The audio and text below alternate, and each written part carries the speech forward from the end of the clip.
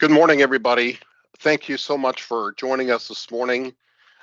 We appreciate your being here. We are completing the 15th year of the Sustainable Energy Program. We look forward to providing you with an overview of what's to come in 2024.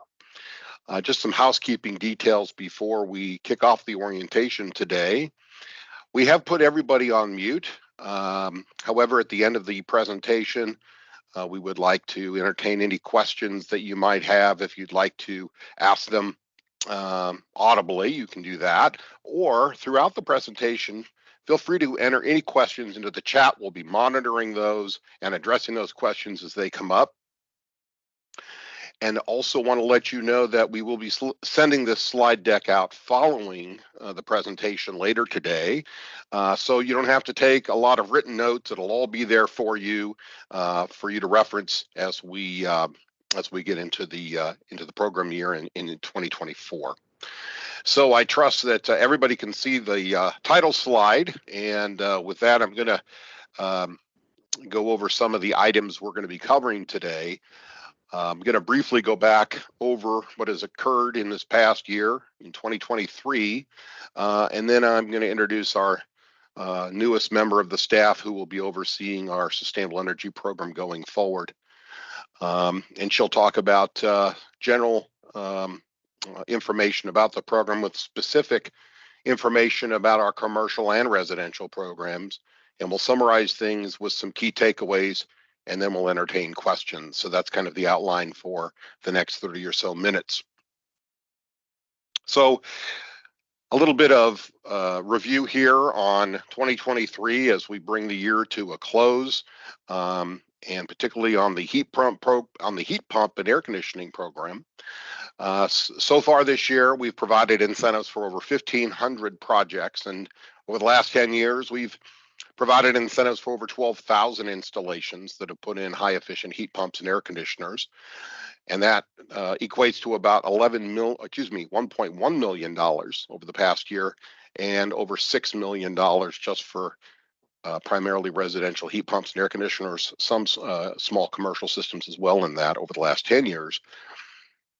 And I can't overstate this enough. It is through the work of our heating and cooling contractors that the customers throughout the community learn about the Sustainable Energy Program.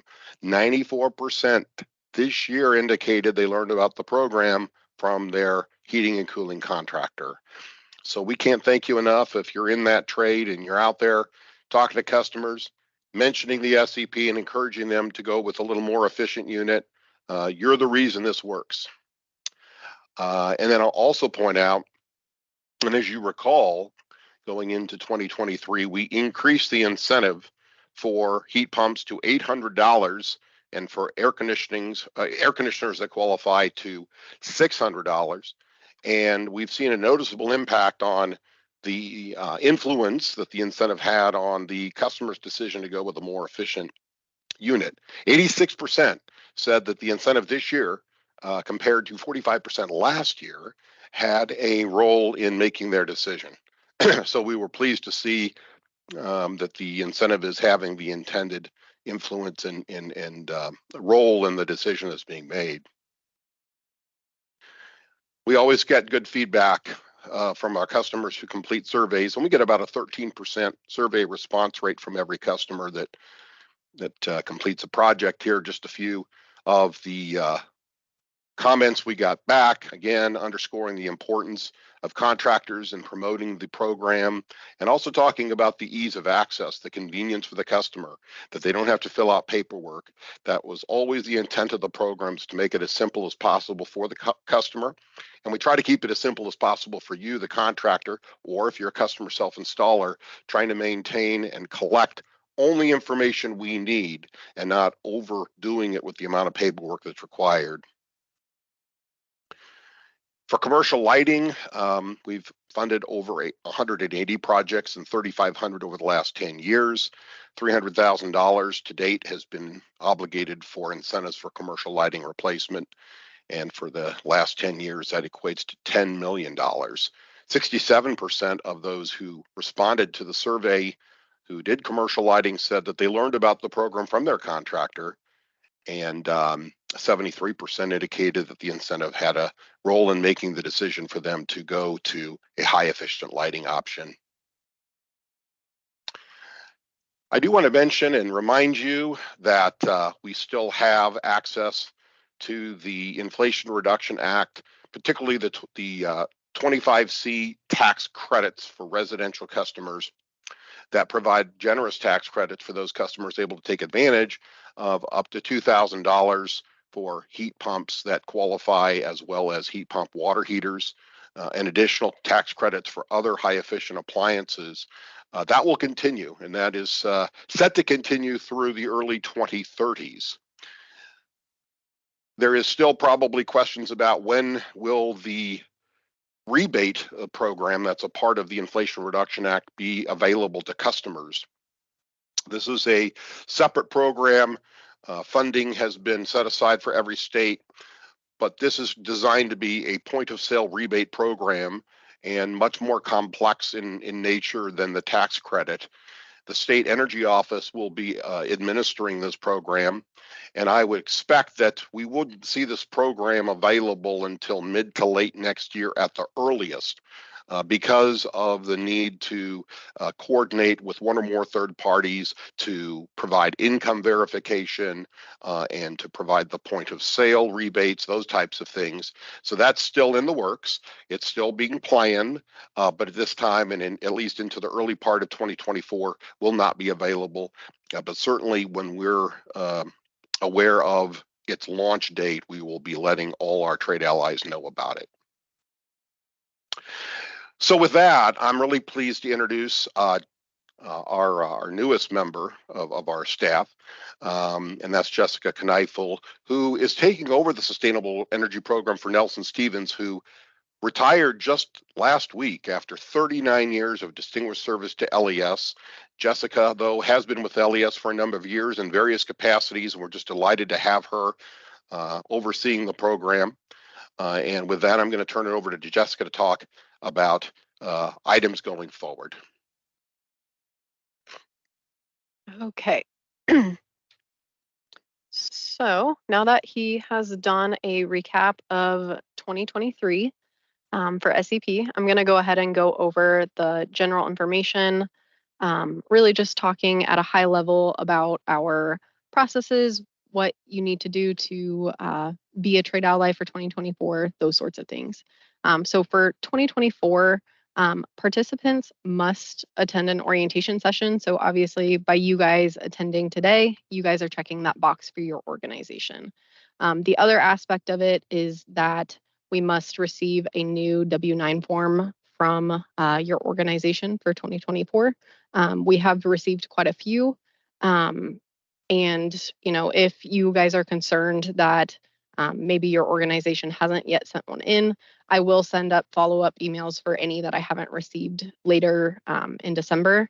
But kind of the key thing to remember here is that until these 2 bullet points are met, we will not give you access to submit projects in our portal until we have the W-9 form, and as long as you guys have attended the orientation sessions. And then all of your login information from 2023 will still be the same as 2024. In addition, if any of you guys are new users to our program, or you guys just want a more in-depth overview of our program, we can provide one-on-one portal training. We also have system user guide documentation that takes you step by step on how to submit a project or how to submit a reimbursement request, any of those things. You know, we are, again, more than happy to jump on a call with you to assist you in any way, or again, send you that documentation. But really today, we're just going to go over our high-level incentives and our high-level process. Okay, so going into our general process, so only projects done during 2024 can qualify for an incentive under our 2024 program. So if you did something back in 2021, unfortunately, that would not qualify. And then just as a reminder for our general process, for the most part, nothing has changed. We do still request that all projects go through our standard pre-authorization approval process. And so making sure that, before you actually start a project, that you're getting that submitted into our system and that that's being reviewed by LES. If you don't anticipate that your project is going to be completed, for 8 months, you're going to want to wait to submit your pre-authorization request. Really, we like to hold that off until the project is really ready to start. From there, once you received approval from LES that says, yep, you're good to go on this project, you have 60 to 90 days to complete your project, depending on the project type. So for commercial, you get 90 days. We do understand that sometimes meeting that timeline isn't doable. Maybe equipment didn't arrive on time, or there might be another circumstance that is preventing you from meeting that 60 to 90 day deadline. We do have the ability to give you an extension. So you can actually submit an extension request through our portal, or if you just send me an email at sep@les.com stating your reasoning for needing the extension, we do often provide flexibility there. And then the last point that I wanted to highlight there is that we do not issue reimbursements for projects until the project has actually been completed. But once you have completed that project, that's where you will, submit your reimbursement request.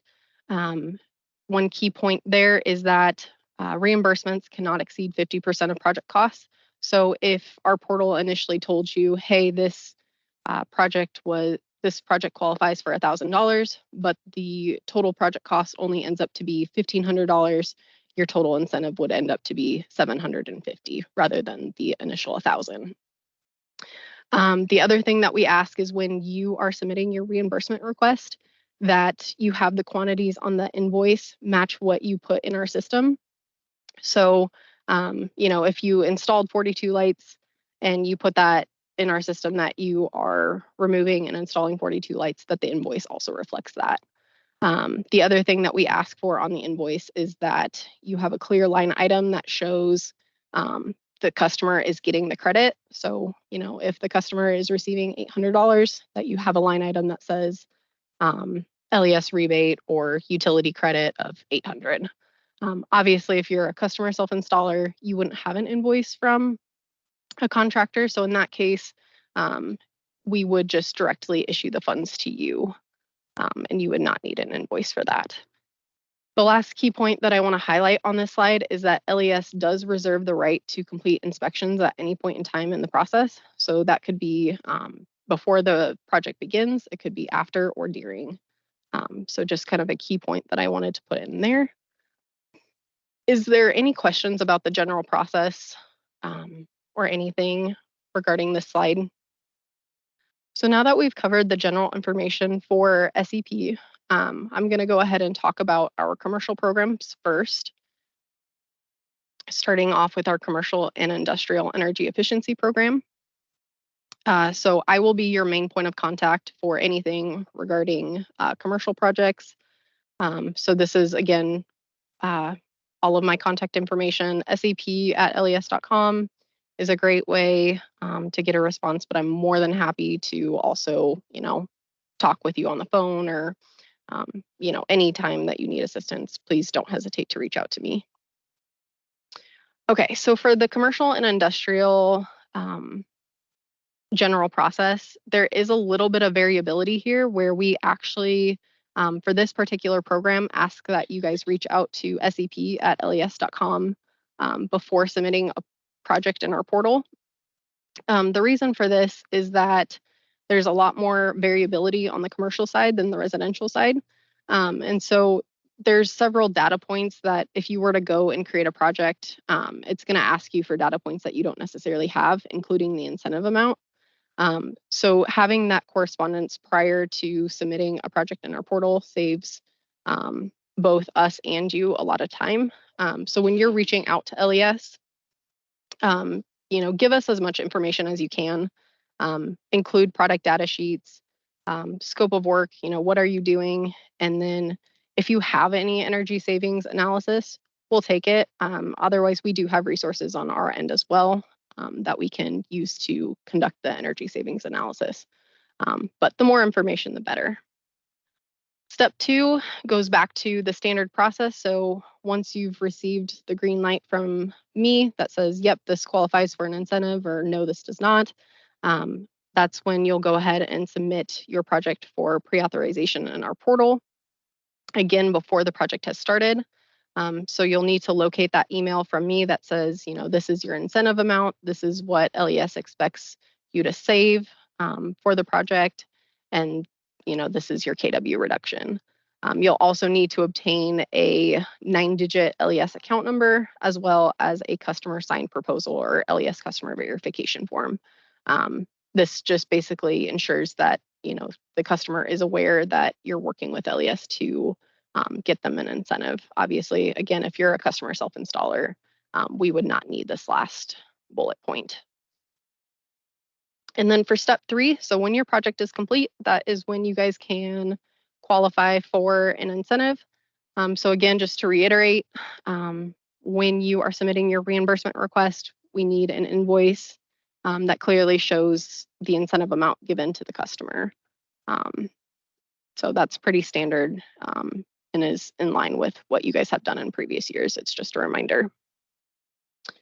So then I'm going to jump into talking about types of CIEE projects at a high level. So we do provide incentives for split system ACs and air source heat pumps, as well as geothermal heat pumps. The one thing that I want to point out here is that if the system is less than 65,000 BTU H, you can actually submit the project under our HEHP program as well.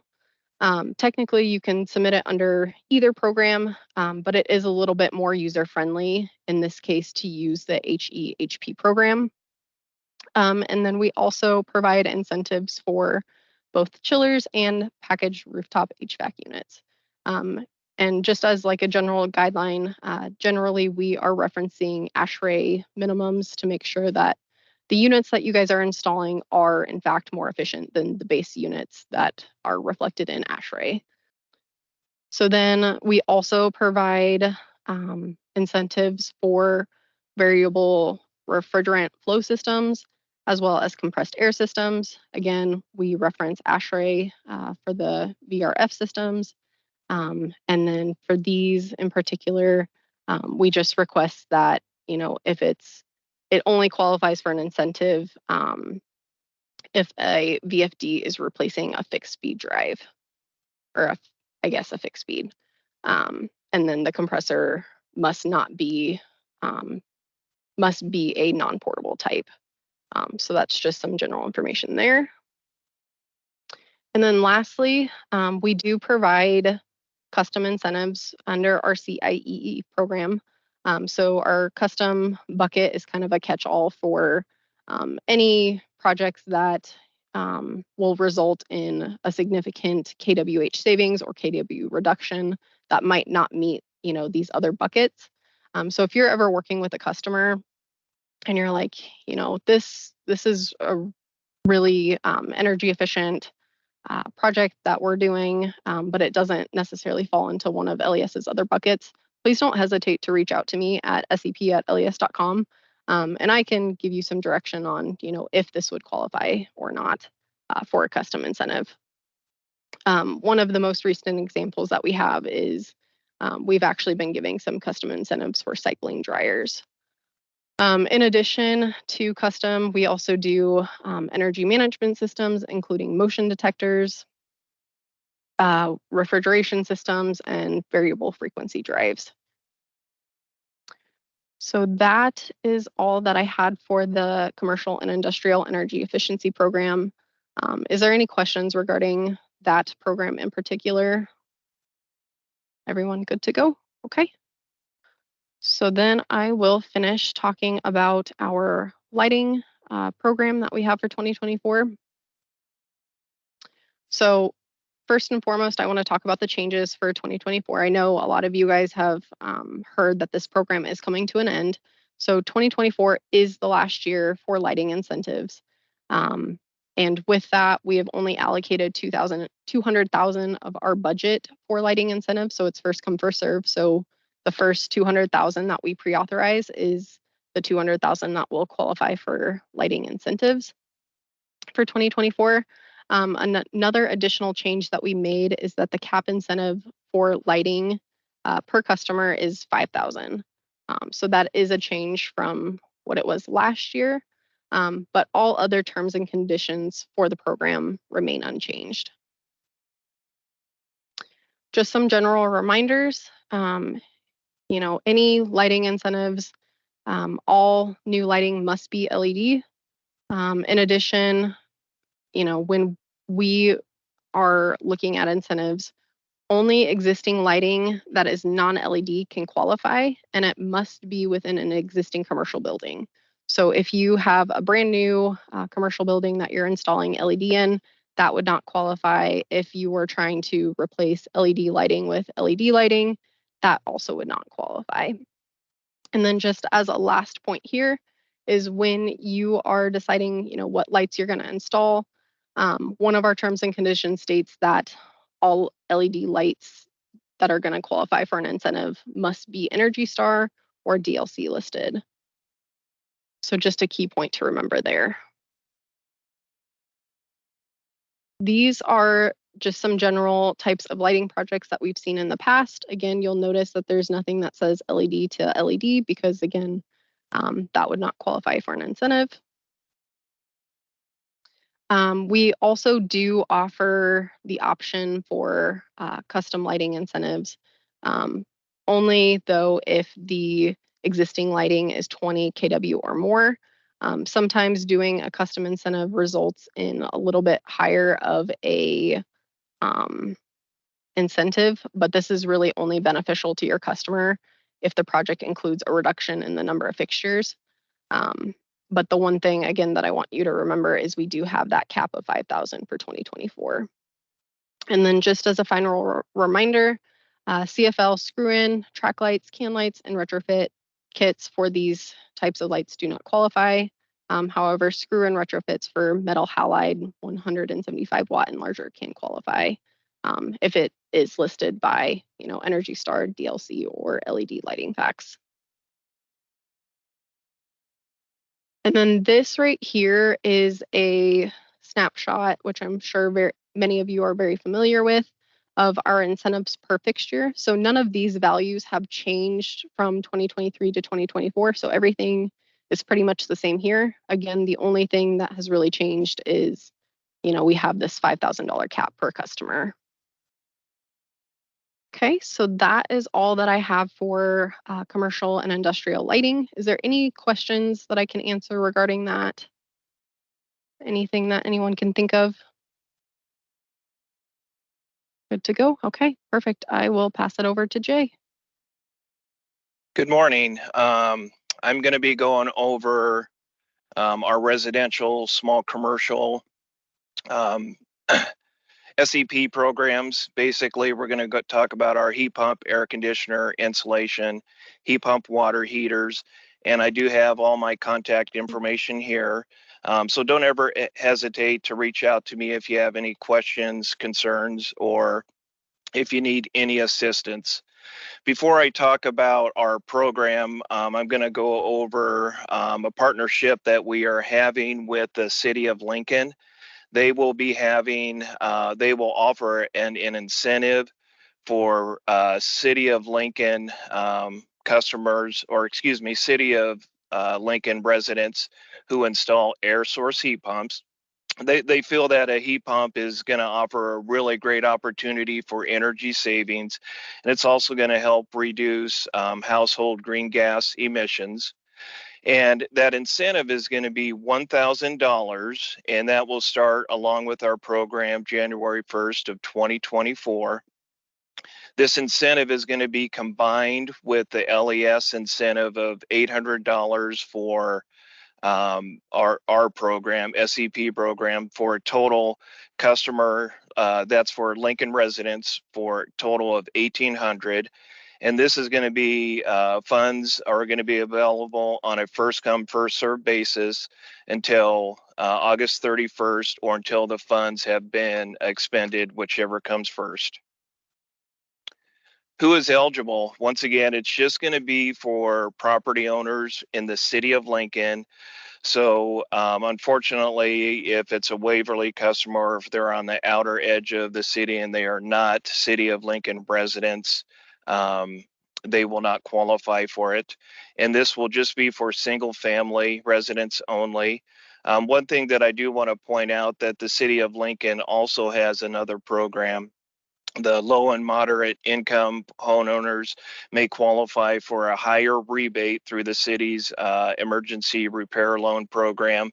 This is not a part of our program. So if you want more details on that, there is a link to the website, and we will get this information out to you after our meetings. So what is eligible? It's only going to be for air source heat pumps. The heat pump has to replace an existing heat pump or an air conditioner within the last 5 years, and the unit can be matched with a natural gas furnace or an electric furnace, and the energy standards are the same as our SCPs, so it has to have at least a 15.2 SEER2 rating a 12 EER2 rating. What is not eligible, and I kind of talked about that already, any home outside of the Lincoln city limits, commercial property owners, and that's going to include multifamily. Ground source heat pumps would not qualify for this, and new construction would not qualify for the city of Lincoln incentive. And I should add to that, if a customer has a garage or like a shed unit, that would not qualify. It's going to be just for the living space. And once again, it's replacing existing equipment. So we're going to really simplify this for their contractors to give the customer the incentive. If you go through our online portal, I do have an image here of what it's going to look like. You're going to have the same options, but we will have an option for the contractors to select the city incentive to go along with the LES incentive. We do ask that when you are submitting your reimbursement, that the incentive, we have a line item incentive for our rebate and then the city rebate. And obviously the total to the customer would be deducted from the total cost, and they would pay the difference. For more information, you can always go to our website, and there will be, once again, we'll get information if you want to get more information from the city. So now, getting to our program in itself, the HEHP, which we kind of talked about earlier, that is going to be for air source air conditioners, air source heat pumps, mini splits, and ductless type systems. All incentives are going to be off of the AHRI full load cooling efficiency. And it must meet our EER2 and SEER2 minimum requirements. We are no longer going to accept equipment that only has EER and SEER rating equipment. Last year, we allowed that in our rebate program, but this year it has to have the EER2 and SEER2 ratings. So once again, the EER2 is 12, and then the SEER2 is 15.2. And that incentive, the LES incentive, is $800 for heat pumps and $600 for air conditioning. For geothermal installs, for the first time installation, we have a 2-tier level for first time installs for residential geothermal, and that incentive is the same as last year, $550 up to $1,500. And if it's replacing an existing geothermal, we have kind of a 3-tier level based off of the energy efficiency of the system that's going to be installed. And that incentive is $550 up to $1,500. So that's the end of my HEHP program. Is there any questions that you have for just that program and the city program? And I lied. I'm not done with the HEHP. I did want to add some reminders here, so I apologize for that. Once again, we are only accepting EAR 2 and SEER 2 equipment. We have recently downloaded the AHRI information into our portal. So hopefully when you're creating a project, the AHRI should be loaded. But if it does not populate, please attach the AHRI certificate when you're submitting your pre-authorization. And then on the pre-authorization form, make sure that the incentive, the LES incentive amount and city incentive, if it does qualify for that, and make sure that the document is signed by the customer.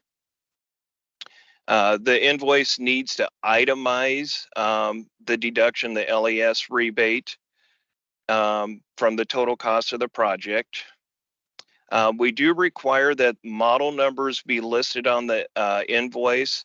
That's so we can cross-reference with the AHRI. Now I'm going to go into our insulation program.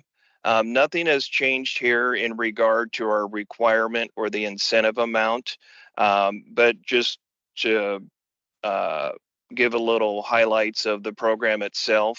If it's an older home, attic has less than R19 or less than 6 inches, the incentive is going to be 50 cents per square foot of attic space. And then the final insulation level should be an R49. One thing that I did want to add to this is if you have a home that has no wall insulation and the attic has less than R38, adding the additional attic insulation would qualify for an incentive. And for the wall cavity that has no insulation, the incentive amount is still the same of 80 cents per square foot, and the final level should be an R13. All qualifying homes are going to require a pre and post blower door test. Nothing has changed there. We have added the max incentive for these for this program. The max incentive is going to be $1,500. In previous years, it has been $1,000. We're going to have our heat pump water heater program, and that can be for residential and commercial projects can qualify for the LES incentive. We do require that a plumbing permit is required for each project. And ideally, if the system you're installing, if you have a specification sheet or an HRI certificate, just attach that to the pre-authorization. The units obviously must be Energy Star and have a UEF of 2 rating for 40 to 55 gallon. And for 55 gallon and above, it should be 2.2. And we always recommend that when you're installing these systems that you meet the manufacturer's requirements. And that incentive is going to be $500. I'm going to pass it back over to Jessica. So now that Jay has talked about residential, we're just going to finish the meeting talking about some key takeaways. So if there's anything that we want you guys to remember from this meeting, it's really going to be highlighted on these next 2 slides. So again, these are just things that we really want you to remember and are reflective of the changes for next year. So as Jay mentioned, for HVAC equipment, we must have equipment that is EAR 2 and SEER 2 rated, that meets our minimums. So if it just has SEER and EAR ratings, that would not qualify for an incentive. Again, just reiterating the lighting incentives. So again, last year, to get any lighting incentives for your customers, again, the cap is $5,000 per customer, and we only have $200,000 worth of funds available for 2024. So that is first come, first serve. And then again, for the city heat pump incentives, that can be combined in addition to the $800 LES incentive for a total of $1,800. It is only applicable to air source heat pump installs. So, ground source heat pumps would not qualify. For the city incentive in particular, they must be within city limits. So, if you have a Waverly customer, they would still be eligible for the 800 from LES, but they would not qualify for the 1,000 from the city. And then again, this is not applicable to new construction. It must meet the same EER2 and SEER2 energy efficiency ratings as for the LES incentive. And then really this is very similar to the process that you guys have now, where you're just going to submit the project through our LES portal in conjunction with the $800 LES incentive. And then finally, again, we need a W-9 form from your company. I'll send out reminder emails to any organizations that I haven't yet received. And then for any of you guys that are new or just want a refresher on our portal, we can provide additional documentation or provide you guys more one-on-one in-depth training that goes through how to submit a project or how to submit an extension request, those sorts of things. So we're more than happy to jump on a phone with you to talk you through that.